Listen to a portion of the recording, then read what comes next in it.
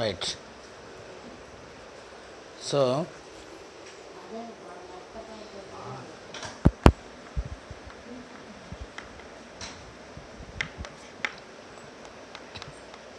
இன்றைக்கி மேக்னட்டிசம் இது வரைக்கும் பார்த்ததோட ஒரு ரிவிஷன். இது வரைக்கும் ஃபஸ்ட் பார்த்தோட ரிவிஷன். நான் கன்டினியூஸாக கிளாஸ் போயிட்டுருக்கனால ஒரு ரிவிஷன் கொடுத்துக்கலாம். ஆனால் அடுத்தது ஒன்று வர வர கொஞ்சம் காம்ப்ளிகேட்டடாக இருக்கும் மேக்னட்டிசம். அதனால் நான் உங்களுக்கு எதாவது டவுட்ஸ் இருந்ததுன்னா இந்த ரிவிஷனில் நீங்கள் என்ன பண்ணிக்கணும், கிளாரிஃபை பண்ணிக்கணும். ஸோ நெக்ஸ்ட் வீக்கு நம்ம ஜூம் செஷன் ஒன்று நெக்ஸ்ட் வீக் எண்டு வச்சுக்கலாம். ஃப்ரைடே, நெக்ஸ்ட் வீக் ஃப்ரைடே ஒரு ஜூம் செஷன் உண்டு. ஓகேவா? அதில் இந்த ரிவிஷன்ஸில் அடுத்த வாரம் எடுக்கிறதுல எதாவது டவுட்ஸ் இருந்தால் ப்ராப்ளம்ஸு அந்த செகண்ட் சாப்டர் ப்ராப்ளம்ஸ் சால்வ் பண்ண சொல்லி கொடுத்துருந்தேன். ஒருத்தர் ஒன்றும் அனுப்பல அதைய. ஓகேவா? பாருங்கள்.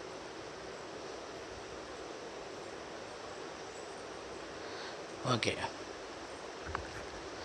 ஸோ நம்ம இந்த மேக்னட்டிசத்தில் ஃபஸ்ட்டு பார்த்தது என்ன பார்த்தோம் ஞாபகம் இருக்கா?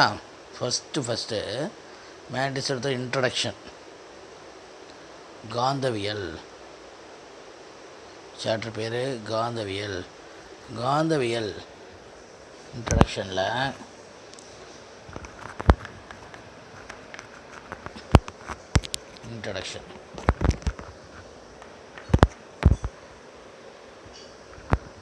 இன்ட்ரோவில் என்ன தெரிஞ்சுது? First magnets will attract everyone. ஆக்சுவலாக நம்ம எர்த்துங்கிறதே ஒரு மேக்னெட், பூமிங்கிறதே ஒரு காந்தவியல், பூமிங்கிறதே ஒரு காந்தம். அது உங்களுக்கு நல்லா தெரியும். பூமிங்கிறதே ஒரு காந்தம். அப்போது ஒரு காந்தம் எடுத்துக்கிட்டால் அதுக்கு நார்த் போல், சவுத் போல் ரெண்டுமே இருக்குது. சவுத்து, நார்த் இருக்குது. South, north.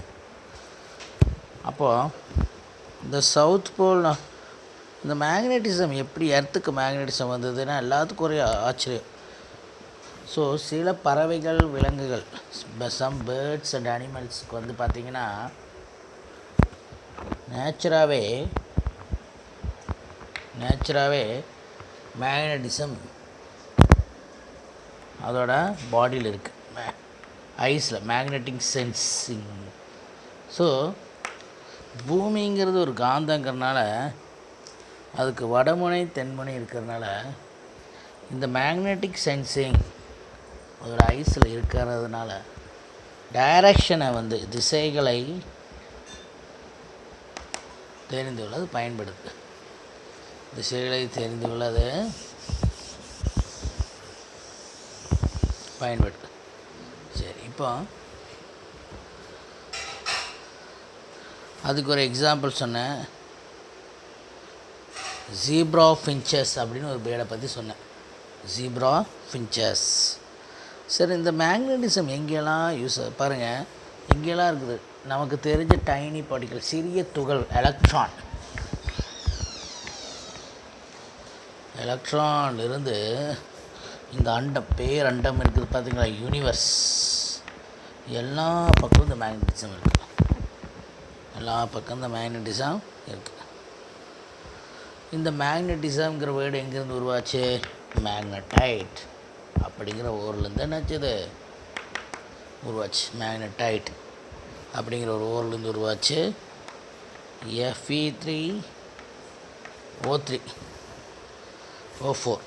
Fe3O4 தான் அதோட chemical formula.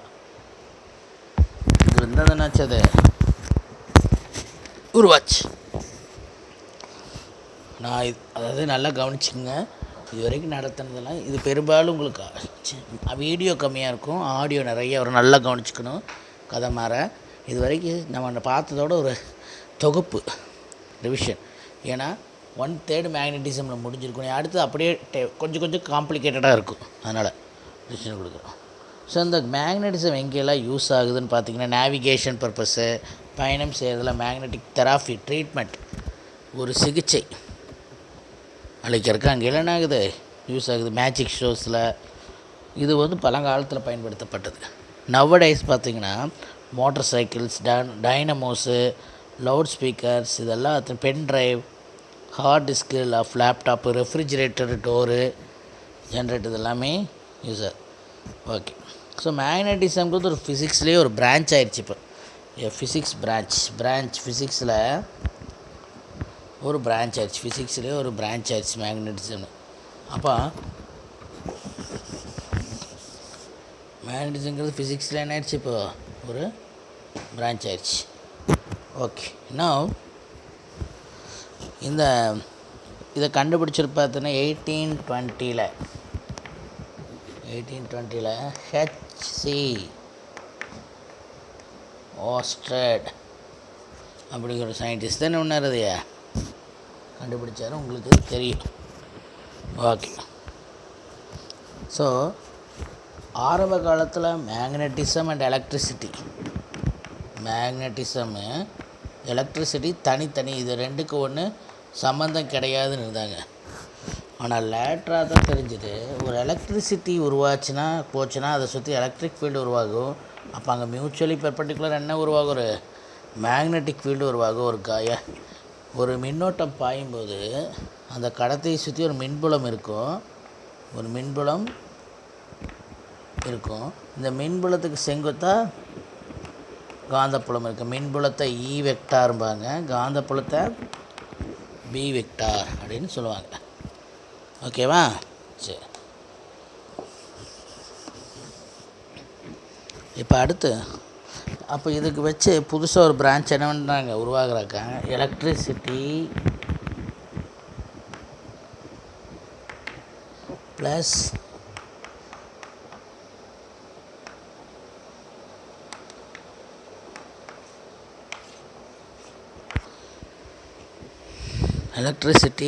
Magnetism. Electricity plus magnetism, அதுக்கு பேர் தான் என்னது,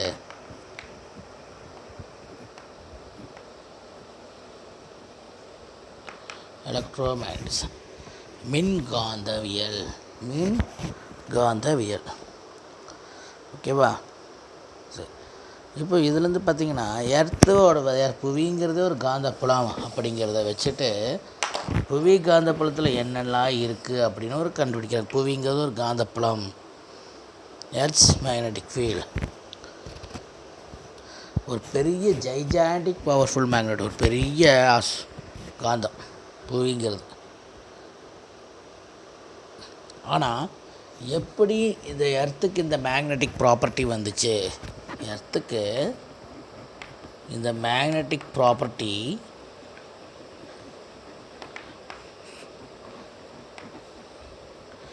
எப்படி வந்துச்சுன்னு இது வரைக்கும் யாருனாலும் கரெக்டான தியரியை என்ன பண்ணல, சொல்ல முடியல. எர்த்துக்கு இந்த மேக்னெட்டிக் ப்ராப்பர்ட்டி எப்படி வந்துச்சுன்னு யாருனாலும் இதுக்கு கரெக்டான இதை என்ன பண்ணல, சொல்ல முடியல. ஸோ இப்போ இந்த ப்ராப்பர்ட்டி எல்லோரும் நிறையா தியரி சொன்னாங்க. ஒருத்தர் தியரி சொன்னாங்க. கில்பர்ட்னு ஒரு தியரி சொன்னார், சன்னிலேருந்து வர டெம்பரேச்சர், இன்னொன்று ரேடியேஷன் சொன்னார். எர்த்து வந்து ரொம்ப ஹையர் டெம்பரேச்சரில் எர்த்தோட கோர் இருக்கிறனால, ஸோ இந்த மாதிரி ஒவ்வொருத்தரும் சொன்னாங்க. பட் எதுவுமே சக்ஸஸ்ஃபுல்லாக அப்படி இதாக்கல. ஸோ அப்போ இந்த எர்த்தோட மேக்னெட்டிக் ஃபீல்டை பற்றி, மேக்னட்டிசம் ப்ராப்பர்ட்டி பற்றியே ஒரு பிரான்ச் க்ரியேட் ஆகுது. அந்த பிரான்ச்சுக்கு பேர் தான் என்னென்னா Jio magnetism.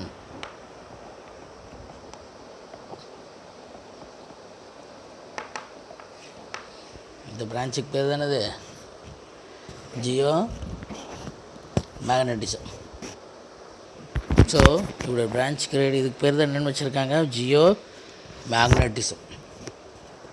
So the branch of physics which deals with the earth's magnetic field, புவி காந்தவியல், புவியோட ஒத்திருக்கக்கூடிய காந்தப்புலத்தை பற்றின இயற்பியல் பிரிவே புவிகாந்தவியல். ஓகேவா? சரி, இதில் என்னென்னலாம் இருக்குது? புவிகாந்தவியல் பற்றி படிக்கணும்னா எர்த்தில் என்னென்னலாம் இருக்குது, என்னென்ன எலிமெண்ட்ஸ் எர்த்தோட மேக்னெட்டிக் ஃபீல்ட்ஸில் என்னென்னலாம் இருக்குது. First magnetic declination.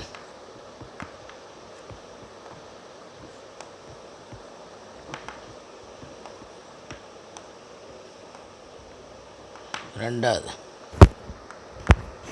Tip or inclination. Dip or inclination. மூணாவது BH, magnetic earth's magnetic horizontal field, அதாவது காந்த. ஓகேவா? இது எல்லாமே இருக்குது. இப்போ இதில் ஒவ்வொன்றில் என்னென்ன இருக்குதுன்னு நம்ம பார்த்தோம்.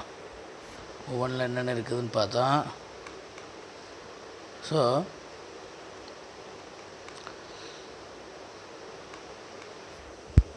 ஜென்ரலாக நம்ம எர்த்து வந்து பார்த்திங்கன்னா day and night self rotation, தன்னைத்தானே சுழலுது.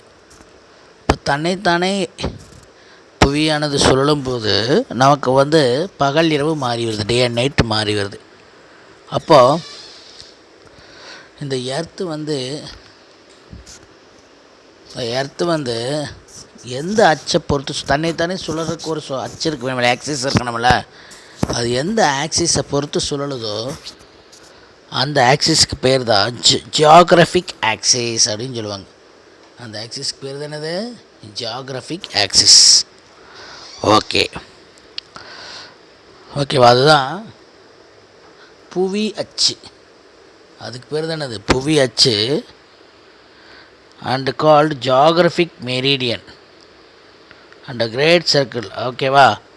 அப்போ அங்கே மூணுன்னு வருது: புவி அச்சு, புவி மெரிடியன், புவி பூமத்திய ரேகை, ஜியாகிரபிக் ஈக்குவேட்டர். அப்போ இந்த மூணு என்ன இருக்குது? அப்போது ஜியாகிரபிக் ஆக்சிஸ்னு ஒன்று இருக்குது. அப்போ இது இல்லாமல் இப்போ எர்த்துக்கு இன்னொரு ஆக்சிஸ் வருது, அதுதான் இது மேக்னெட்டிக் ஆக்சிஸ், காந்தவியல் அச்சு. அப்போ காந்தவியல் அச்சுக்கும் புவி அச்சுக்கு என்ன வித்தியாசம்? What is the difference between Geographic axis and magnetic axis அப்படின்னு கேட்டால், இந்த ஜியாகிரபிக் ஆக்சிஸ் வந்து எர்த்து அதைவே சுற்றிக்கிறதுக்கு வச்சுருக்கிற ரெஃபரன்ஸ் ஆக்சிஸ், செல்ஃப் ரொட்டேஷன் வச்சுக்கிறதுக்கு. மேக்னெட் ஆக்சிஸுங்கிறது இந்த நார்த் போலையும் சவுத் போலையும் வடமுனையும் தென்முனையும் இணைக்கக்கூடிய ஒரு நேர்கோடு. அப்போது ஜியாகிரபிக் மெரிடியன், ஜியாகிரபிக் ஈக்குவேட்டர் இந்த மாதிரியே மேக்னெட்டிக் மெரிடியன், மேக்னெட்டிக் ஈக்குவேட்டர் இருக்குது. காந்தவியல் மெரிடியன், இந்த காந்தவியல் மெரிடியன், இன்னொன்று காந்தவியல் பூமத்திய ரேகை இருக்குது. ஓகே. அப்போ ஒரு காந்தத்தை, ஒரு ஊசியை வந்து நீங்கள் தொங்க விட்டீங்க கயிற்றுல கட்டினா அது எப்படி நிற்கும் அப்படின்னு பார்த்தீங்கன்னா, அலைனல் டஸ் நாட் எக்ஸாக்ட்லி கரெக்டாக அந்த ஜியாகிரபிக் மெரிடியனில் அலைன் ஆகாது அந்த ஊசி. அப்போது அந்த ஜியாகிரபிக் மெரிடியன்லேருந்து கொஞ்சம் விலகி நிற்கும். அதாவது புவியியல் மெரிடியன்லேருந்து அந்த ஊசி கொஞ்சம் தள்ளி நிற்கும், ஒரு குறிப்பிட்ட கோணம் தள்ளி நிற்கும். அந்த குறிப்பிட்ட கோணத்துக்கு பேர் தான் மேக்னெட்டிக் டிக்ளினேஷன் அப்படின்னு சொல்கிறோம். ஓகேவா? ஸோ அந்த மேக்னெட்டிக் டிக்ளினேஷன் நம்ம சென்னைக்கு பார்த்திங்கன்னா -1 degree 8 minutes and the negative value west, வடக்கு திசை. இதெல்லாம் ஆல்ரெடி நம்ம பார்த்துட்டோம். ஓகேவா? இதே மாதிரி இன்க்ளினேஷன் இதெல்லாம் பார்த்துருக்கோம். ஸோ எர்த்துக்கு 2 காந்த புலம் இருக்குதுன்னு பார்த்தோம். ஒன்று அதோட செங்குத்தச்சு இருக்கக்கூடிய காந்தப்புலன், இன்னொன்று வந்து அதோடைய கிடைத்தல் அச்சில், அதாவது எக்ஸ் ஆக்சிஸில் இருக்கக்கூடியது, ஒய் ஆக்சிஸில் இருக்கக்கூடியது, horizontal component and vertical component. அதுக்கு BH is equal to horizontal காண்டுக்கு BE காஸ் ஐங்கிறது என்னது? இன்க்ளினேஷன், காந்த சாய்வு, இன்க்ளினேஷன். வெர்டிக்கல் காம்பனண்ட்டுக்கு பிவி ஈக்குவல் டு பிஇ சைனை இதில் எப்படி வரும்னு நான் டிரைவ் பண்ணி காட்டியிருக்கேன். ஸோ இந்த ரெண்டு ஈக்குவேஷனு பிஹெச்சையும் பிவியும் டிரைவ் பண்ணால் நமக்கு என்ன கிடைக்கும்? tan i is equal to BV by BH அப்படின்னு பார்த்தோம். ஓகேவா? ஸோ இந்த ஈக்குவேஷன் ரொம்ப முக்கியத்துவம் வாய்ந்த ஈக்குவேஷன். இந்த 3 equation is got more significant and importance. அது எப்படி அப்படின்னா, ஒரு மேக்னெட்டிக் ஈக்குவேட்டர் எடுக்கிறோன்னு வைங்க, காந்தவியல் பூமத்திய ரேகை எடுக்கிறோம். இப்போ அங்கே த எர்த்ஸ் மேக்னெட்டிக் ஃபீல்டு வந்து சர்ஃபேஸ் ஆஃப் த எர்த்துக்கு பேரலாக இருக்குது. அப்படின்னா புவியோட காந்தப்புலமும் அங்கே இருக்கிற புவி பரப்பும் பேரலுக்கு இணையாக இருக்கும். அப்போ இந்த புவி பரப்புக்கும் புவியோட காந்தப்புலத்துக்கும் இருக்கக்கூடிய கோணமே காந்த சாய்வு ஐன்னு படிச்சிருக்கோம். The angle between the earth's magnetic field and earth's geographical surface or earth surface is set to be magnetic inclination அப்படின்னு படிச்சிருக்கோம் ஐ. அப்போ இங்கே வந்து பார்த்திங்கன்னா இந்த ரெண்டு பேரலாக இருக்கிறப்ப அது ரெண்டுக்கு இடைப்பட்ட ஆங்கிள் எவ்வளோ? 0. அப்போ ஐயோட வேல்யூ 0. அப்போ நம்ம வெர்டிக்கல் காம்பனண்ட் ஹரிசாண்டல் காம்பனண்ட் ரெண்டு கண்டுபிடிச்சோம். வெர்டிக்கல் காம்பனண்ட் ஹரிசாண்டல் காம்பனண்ட் கண்டுபிடிச்சோம். பிஹெச்சுக்கு வந்து பிஇ காஸ் ஐ, பிவிக்கு பிஇ சைன் ஐ. அந்த ஐ இருக்குது பார்த்தீங்களா? ஐ சரிங்கண்ணா. இந்த வீடியோ பார்க்குறப்ப நீங்கள் எல்லாம் என்ன பண்ணிக்கணும்? கையில் புக்ஸை வச்சு அப்படியே பார்த்துட்டு வரணும், கேட்டுகிட்டே வரணும்னு நான் சொல்கிறது. புக்ஸை பார்த்துட்டு ரிவிஷன் இது. ஓகேவா? அப்போது இந்த காஸ் ஐயில் ஐக்கு பதிலாக 0 போட்டிங்கன்னா காஸ் 0வோட வேல்யூ என்ன ஆகும்? 1. அப்போ BH is equal to BE. அடுத்து ரெண்டாவது, இந்த வெர்டிக்கலில் பிஇ சைன் ஐயில் ஐக்கு பதிலாக 0 போட்டு சைன் 0வோட வேல்யூ 0. டோட்டலாக என்ன ஆயிடும்? 0. அப்போ பிவி ஈக்குவல் டு 0. அப்போ இதுலேருந்து என்ன தெரியுதுன்னா, BH equal to BE but BV equal to 0. இதுலேருந்து என்ன தெரியுதுன்னா, ஈக்குவேட்டரில் பூமத்திய ரேகையில் ஹரிசாண்டல் காம்பனண்ட் புவியோட காந்தத்தில் கிடைத்தல அச்சில் இருக்கக்கூடிய பங்கு பெருமமாகவும் செங்குத்தச்சின் பங்கு சுழியாகவும் உள்ளது. இந்த component of horizontal is maximum and the vertical is 0 at the magnetic equator. சரி, ரெண்டாவது magnetic poles. The magnetic poles, the earth's magnetic field அப்படின்னா போல்ஸ் காந்த முனையில் துருவங்களில் வடமுனை தென்முனை சொல்கிறோம்ல, poles, north pole south pole. அங்கே பார்த்திங்கன்னா என்ன நடக்குதுன்னா, எர்த்தோட ஃபீல்டும் எர்த்ஸ் மேக்னெட்டிக் ஃபீல்டும் எர்த் சர்ஃபேஸ் பெர்பெண்டிகுலராக இருக்குது அங்கே. அப்போ ஐயோட வேல்யூ என்னென்னா 90 டிகிரி அங்கே. இப்போ இந்த ஐயோட வேல்யூ 90 டிகிரி அப்படிங்கிறப்ப என்ன ஆகுது? இந்த ரெண்டு காம்பனண்ட்லேயும் ஐக்கு பதிலாக 90 போட்டிங்கன்னா, இந்த ஹரிசாண்டலில் BH is equal to B cos 90னா காஸ் 90யோட வேல்யூ 0. பிஹெச் 0 ஆயிடுச்சு. ஹரிசாண்டல் காம்பனண்ட் கிடைத்தல பங்கு 0 ஆயிடுச்சு. Whereas BV equal to BE sine 90ன்னு வருது. இந்த சைன் 90ஓட வேல்யூ 1. இப்போ பிவி ஈக்குவல் டு பிஇ அப்படின்னு வருது. அப்போது மேக்னெட்டிக் போல்ஸில் பார்த்தீங்கன்னா கிடைத்தல பங்கோட மதிப்பு சுழி. அதாவது ஹரிசாண்டல் காம்பனண்ட் பிஹெச் வந்து 0 but the vertical component has a maximum value. செங்குத்த பங்கு பெரும மதிப்பை கொண்டுள்ளது எங்கே? ஈக்குவேட்டரில். அப்போ கொஸ்டின் எப்படி கேட்கலாம்? 1 மார்க்கு எல்லாம் கேட்பாங்க.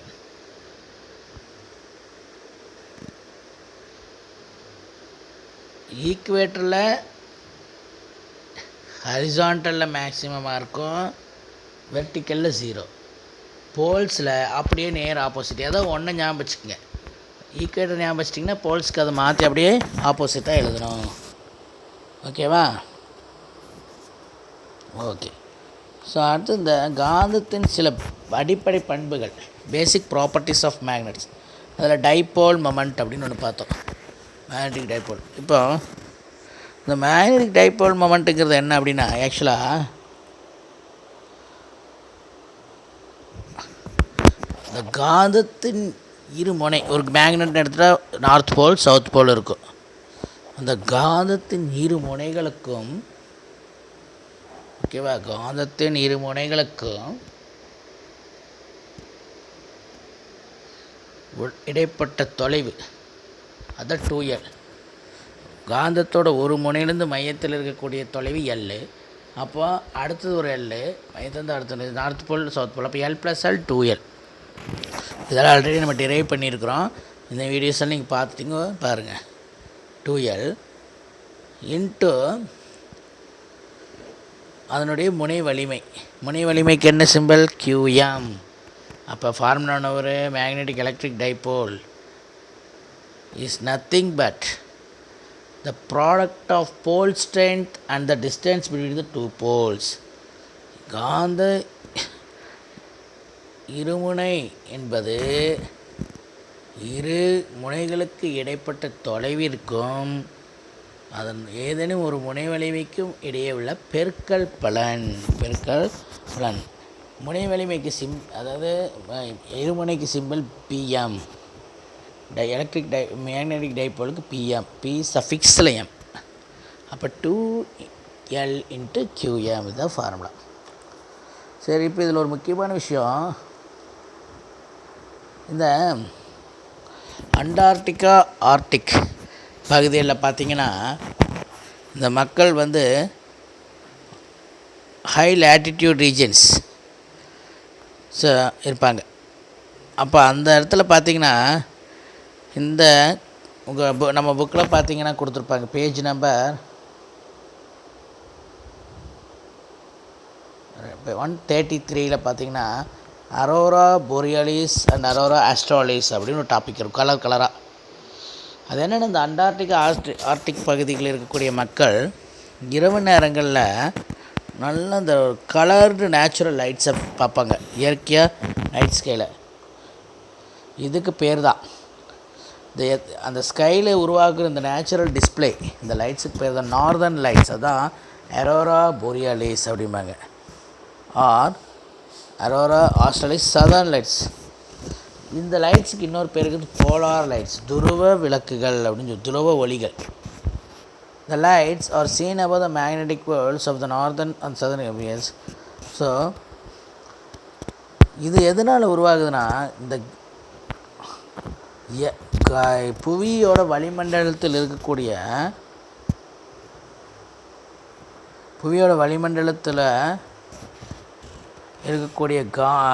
வாயு மூலக்கூறுகளானது என்ன ஆகுதுன்னு பாருங்கள். This results in gaseous particles in the Earth's atmosphere with highly charged particles. பூமி சூரியனிலிருந்து வரக்கூடிய மின்னூட்டம் ஏற்றப்பட்ட துகள்கள். எப்படி சார் சூரியனிலிருந்து மின்னூட்டம்? சூரிய புயல், சோலார் விண்டுனால் பார்த்திங்கன்னா என்ன நடக்குன்னா, அதுலேருந்து அதிகப்படியான மின்னூட்டம் ஏற்றப்பட்ட துகள்கள் வந்து சூரியனோட வெளிப்புற வளிமண்டலத்திலேருந்து வரும், பரப்புலேருந்து. இது வந்து எங்கே வரும்னா, இந்த புவியோட வளிமண்டலத்தில் இருக்கக்கூடிய வாயு மூலக்கூறுகளோடு இன்ட்ராக்ட் ஆகும், ஒரு தொடர்பு ஏற்படுத்தும். அப்போ என்ன ஆகுனா, இது ரெண்டு மோதுறப்போ, மோதல் நடக்கிறப்போ இதுலேருந்து ஒளி வெளிவிடும். அந்த ஒளி வேறு கலரில் இருக்கும், சரியா? இந்த கலர் எதை டிபெண்ட் பண்ணி இருக்குதுன்னா, அந்த மோதலில் ஈர்ப்படக்கூடிய வாயு மூலக்கூறுகளின் தன்மையை பொறுத்து இருக்குது. Different colours. அது என்னென்ன பார்த்திங்கன்னா, ஒரு பேல் எல்லோஷ் க்ரீன் கலர், ஒரு பழுப்பு மஞ்சள் பச்சை நிறமாக தெரிஞ்சதுன்னா, அயனியாக்கப்பட்ட ஆக்சிஜன் வந்து ஒரு மோதலில் பங்கேற்றுருக்குது. அயனைஸ்டு ஆக்சிஜன் வந்து என்ன இருக்குது, பங்கேற்றுருக்குது. அல்லது ஒரு ப்ளூ ஆர் பர்ப்ளிஷ், ஒரு நீல கலர் தெரிஞ்சதுன்னா, ஒரு சிவப்பு colour Aurora producer, lightning producer. இது வந்து நைட்ரஜன் மூலக்கூறுனால. அப்போ கொஸ்டின் கேட்பாங்க, ஒரு சிவப்பு அரோரா ப்ரொடியூஸ் ஆகுது அப்படின்னா சதர்ன் லைட்ஸ் நார்தர்ன் லைட்ஸில் எந்த மூலக்கூறு அதில் பங்கேற்றிருக்குது அப்படின்னு அர்த்தம். ஓகேவா? Okay, right. சரி, இப்போ அடுத்து காந்தப்புலம் அப்படின்னு ஒன்று பார்த்தோம். காந்தப்புலத்தையெல்லாம் நம்ம கண்ணில் பார்க்க முடியாது. மேக்னெட்டிக் ஃபீல்டையோ எலக்ட்ரிக் ஃபீல்டையோ கண்ணில் பார்க்க முடியாது. But we can feel. இப்போ ஒரு இடத்துல காந்தப்புலம் இருக்குதா இல்லையான்னு எப்படி தெரியும்? இப்போ ஒரு ஒயரையில் கரண்ட்டு போயிட்டுருக்குது, கரண்ட்டை பார்க்க முடியாது. அதில் கரண்ட் இருக்குதா இல்லையான்னு நம்ம எப்படி ஃபீல் பண்ணணும்? அந்த ஒயரில் ஏதோ ஒரு கட் பண்ணி லைட்டை ஓப்பனிங் பண்ணி அப்படியே கையை வச்சோன்னா ஷாக் கிடைக்கும்.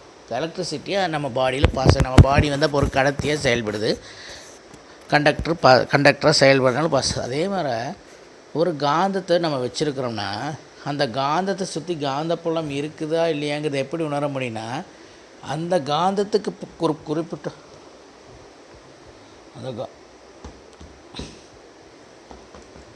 அந்த காந்தத்துக்கு ஒரு குறிப்பிட்ட தொலைவில் மற்றொரு காந்தத்தையோ அல்லது இன்னொரு காந்தவியல் ஆக்கப்பட்ட ஒரு பொருளையோ கொண்டு வரணும், ஒரு இரும்பு இல்லையோ. ஃபார் எக்ஸாம்பிள், நாம் ஒரு ஊரில் இப்போ பாருங்கள், இந்தியாவில் ஒரு காந்தத்தை வச்சுட்டு அமெரிக்காவில் கொண்டு போய் வச்சா உணர முடியுமா? கண்டிப்பாக உணர முடியாது. ஒவ்வொரு காந்தத்தோட சைஸும் பவருக்கு தகுந்தா அப்படி அது செயல்படக்கூடிய எல்லைகள் மாறும், அதிகரிக்கலாம், குறையாகலாம். அப்போ அந்த எல்லைகளுக்குள்ளே வேற ஒரு காந்தம் வரப்போ ஒன்று அது ஈர்த்து கொள்ளும் அல்லது விலக்கிக்கொள்ளும். எப்படி ஈர்த்துக்கொள்ளும் விலக்கிக்கொள்ளும்னா, ஒரே முனையாக இருந்ததுன்னா விலக்கிக்கொள்ளும். நார்த் போலாக இருந்ததுன்னா விலக்கிக்கொள்ளும். North pole south pole, south pole north pole அப்படி ஆப்போசிட்டாக இருந்ததுன்னா என்ன பண்ணும்? அட்ராக்ட் பண்ண. அப்போ இதுலேருந்து என்ன தெரியுதுன்னா, opposite poles attracts each other and same poles repels each other. Charge மாதிரி தான். இதுக்கு நம்ம ஃபார்முலா பார்த்தோம். B vector is equal to F vector by Q vector. ஓகேவா? காந்தப்புலங்கிறது ஒரு வெக்டார் குவான்டிட்டி. அடுத்து காந்தத்தின் வகைகள் பார்த்தோம். Types of magnets. 2 விதமான காந்தங்கள் இருக்குது. ஒன்று natural magnet and another one is artificial magnet. ஒன்று நேச்சுரல் மேக்னெட்டு, இன்னொன்று வந்து என்னது? Artificial magnet. இந்த நேச்சுரல் மேக்னெட்டெல்லாம் வந்து பார்த்திங்கன்னா எதுனா இந்த அயன், கோபால்ட், நிக்கல் இதெல்லாம் வந்து பார்த்திங்கன்னா இயற்கையாகவே கிடைக்கிறது. இதுக்கு வந்து வலிமை மிக குறைவு. இது ஸ்ட்ரென்த் வந்து வெரி வீக். இது நேச்சுராகவே கிடைக்கும். அப்புறம் இது வந்து ஒரு ரெகுலர் ஷேப்பில் இருக்காது. கரெக்டாக ஒரு ஸ்கொயராக, ஒரு ரெக்டாங்குலர், ஒரு சிலிண்ட்ரிக்கலாக அப்படி இருக்காது. அது வாட்டில் ஒரு இர்ரெகுலர் ஷேப்பில் தான் கிடைக்கும். ஆனால் ஆர்டிஃபிஷியல் மேக்னெட்டுங்கிறது நமக்கு பிடிச்ச ஷேப்பில், விரும்பத்தக்க ஷேப்பில், டிசையர்டு ஷேப்பில், ஓகேவா, நமக்கு தேவைப்படக்கூடிய ஸ்ட்ரென்த்தில், நமக்கு எதுக்காக இந்த மேக்னெட்டு வேணும் அப்படின்னு எந்த அப்ளிகேஷன், எந்த பயன்பாட்டுக்காக வேணுமோ அதுக்கு தகுந்தாடி ஷேப்பில் உருவாக்கும் ஸ்ட்ரென்த்தில். ஒன்று பெரும்பாலும் ஒரு செவ்வக வடிவில் அல்லது ஒரு உருளை வடிவில், ரெக்டாங்குலர் ஒரு சிலிண்ட்ரிக்கல் ஷேப்பில் தான் இருக்குது. இதைத்தான் நம்ம பார் மேக்னெட்டுப்பாங்க, பார் காந்தம் அப்படின்னு சொல்லுவோம். சரி, இந்த காந்தத்துக்கோட பண்புகளை என்னென்ன, ப்ராப்பர்ட்டிஸ் எல்லாம் அப்படின்னா, சும்மா ஒரு கைத்தலை கட்டி ஃப்ரீயாக ஒரு காந்தத்தை தொங்க விட்டிங்கன்னா அது எப்போவுமே நார்த் சவுத் டைரெக்ஷனில் தான் ரெஸ்ட்டுக்கு வரும். நார்த் சவுத் டைரெக்ஷன், வடக்கு தெற்கு திசையில் தான் ஓய்வுக்கு வரும். இப்போ ஒரு மேக்னெட் வந்து இன்னொரு மேக்னெட்டை அட்ராக்ட் பண்ணும், ஈர்த்துக்கொள்ளும். இப்போ மேக்னெட்டிக் சப்ஸ்டன்ஸ் என்ன பண்ணாது? ஈர்த்துக்கொள்ளும். ஒரு மேக்னெட் வந்து ஒரு அயனையோ, அயன் ஃபில்லிங்ஸையோ, சின்ன அயன் பீஸையோ, இரும்பு பீஸையோ அது என்ன பண்ணும்? அட்ராக்ட் பண்ணும். அப்போ இந்த அட்ராக்டிவ் ஃபோர்ஸ், இந்த ஈர்ப்பு விசைங்கிறது இந்த காந்தத்தோட 2 எண்ட்ஸ் இருக்குது பார்த்தீங்களா? 2 எண்ட்ஸ், ஒரு ரெக்டாங்குலர் எடுத்துகிட்டா 2 எண்ட்ஸில் தான் அதிகமாக இருக்கும். நடுவில் வர இதோட அட்ராக்டிவ் ஸ்ட்ரென்த்து வந்து நைட்டே வரும், கம்மியாக வரும். இது எப்படி நம்ம தெரிஞ்சுக்கலாம் அப்படின்னா, ஒரு இரும்பு துகள்களை ஒரு பேப்பரில் நல்லா போட்டு, சின்ன வயசில் நீங்கள் இதெல்லாம் விளையாண்டுருப்பீங்க. போட்டு இந்த ஒரு காந்தத்தை கொண்டு போய் ஒரு ஸ்கொயர் ஷேப் காந்தத்தை கொண்டு போய் உள்ளே வச்சிங்கன்னா இந்த இரும்பு துகள்கள் என்ன பண்ணும் அப்படின்னா what will the iron fillings do அப்படின்னா it attracts towards the both ends of the magnet. என்ன ஆகுனா இந்த ரெண்டு முனைகளையும் போய் கிளிங்காய் ஒட்டிக்கும், அப்படியே ரெண்டும் கிளிங்காய் ஒட்டிக்கும், அப்படியே போய் ரெண்டோட எண்டுலேயும் நார்த் போல் சவுத் போல்லையும் சென்ட்ரலில் போய் ஒட்டாது, எண்டுலேருந்து தான் ஒட்டிகிட்டு வரும். அப்படின்னா என்ன மீனிங்னா இந்த எண்டில் தான் ஃபஸ்ட் அட்ராக்ட் ஆகுது. ஓகேவா? அடுத்தது ஒரு காந்தம் இருக்குதுன்னு வைங்க. ஒரு காந்தத்தை நான் நிறைய பீசஸாக உடச்சிட்டா அந்த உடைக்கப்பட்ட ஒவ்வொரு துகளும் ஒரு காந்தமாக செயல்படும். அந்த ஒவ்வொரு பீஸும்லேயும் நார்த் போல் சவுத் போலும் இருக்கும். அப்போது ஒரு பெரிய காந்தத்தை நான் 4 பீஸாக உடைச்சா இப்போ என்கிட்ட ஒரு காந்தம் இருந்தது ஃபஸ்ட்டு, இப்போ உடைச்சனால 4 காந்தமாச்சு. ஒவ்வொரு காந்தத்துக்கும் நார்த் போல் சவுத் போல் உருவாயிடும். அப்போ ஒரு மேக்னட் இருந்தால் கம்பல்சரி அது என்னவாக இருக்கும்? North pole south pole. ஓகேவா? அடுத்தது ஒரு மேக்னெட்டில் ஒரு காந்தத்தில் மெயினாக நமக்கு தெரிஞ்சிக்க வேண்டியது அதுக்கு 2 போல்ஸ் இருக்குது. ஒன்று நார்த் போல், இன்னொன்று சவுத் போல். இந்த நார்த் போலும் சவுத் போலுக்கு இருக்கக்கூடிய போல் ஸ்ட்ரென்த், முனை வலிமை, அட்ராக்ஷன் ஆர் ரிப்பல்ஷன், அந்த ஃபோர்ஸ் சேமாக அந்த வலிமை ஸ்ட்ரென்த் எப்படி தான் இருக்கும்? ஒரு மேக்னெட்டோட நார்த் போலுக்கும் சவுத் போலுக்கும் எப்போவுமே ஈக்குவலாக தான் இருக்குது, வேறுபடாது. நார்த் போல் பயங்கரமாக அட்ராக்ட் பண்ணும் ஒரு மேக்னெட்டோட ஒரு முனை அதிகபட்சமாகவும் மற்றொரு முனை குறைந்தபட்சமாகவும் ஒரு வேறுபாட்டோடு அட்ராக்ட் பண்ணுது. They will not show difference in strength. அதோட வலிமையில் ஒரு வேறுபாடு இருக்காது. ஓகேவா? சரி, த லென்த் ஆஃப் த பார் அப்போ இது ரொம்ப முக்கியம். ஒரு காந்தம் எடுக்கிறீங்கன்னா இப்போ நான் இப்படி வைக்கிறேன் பாருங்கள், இது ஒரு காந்தம். இந்த டெஸ்டர் தெரியுதா? இப்போது இது ஒரு காந்தம்னு வச்சுக்கோங்க. இந்த பாயிண்ட்லேருந்து இந்த பாயிண்ட் வரைக்கும் இருக்கக்கூடியது தான் ஒரிஜினல் லென்த், ஜாமெட்ரிக்கல் லென்த்து பாருங்க. இந்த கீழே இருக்கிறது பார்த்திங்களா, இந்த பாயிண்ட்லேருந்து இந்த பாயிண்ட் வரைக்கும் இருக்கிறது ஜாமெட்ரிக்கல் லென்த். ஆனால் இங்கே இருக்குது பாருங்க, இங்கே ஒரு பாயிண்ட்டு, இங்கே ஒரு பாயிண்ட் தெரியுது பார்த்திங்களா, இது கொஞ்சம் உள்ளதள்ளி இருக்குது. இது இப்போ நார்த் போல், இது சவுத் போல், அல்லது சவுத் போல் நார்த் போல்னால் இது ரெண்டுக்கு இருக்கக்கூடியது தான் என்னென்னா மேக்னட்டிக் லென்த், காந்தவியல் அச்சும்பாங்க. காந்தவியல் நீளம். எப்பவுமே இந்த மேக்னட்டிக் ஜாமெட்ரிக்கல் லென்த்தை விட இந்த மேக்னட்டிக் லென்த் கம்மியாக தான் இருக்குது. அப்போ ஜென்ரலாக இதோட ரேஷியோ எப்படி இருக்குன்னா மேக்னெட்டிக் லென்த் பை காந்தவியல் ஜாமெட்ரிக் லென்த். இது மேக்னெட்டிக் லென்த்து டிவைடட் ஜாமெட்ரிக் லென்த்தோட ரேஷியோ எப்படி இருக்குன்னா magnetic length by geometric length is equal to 5/6. 5/6. இதோட வேல்யூ என்னென்னா 0.833. இதெல்லாம் ஆல்ரெடி நம்ம வீடியோஸில் பார்த்துருக்கோம்.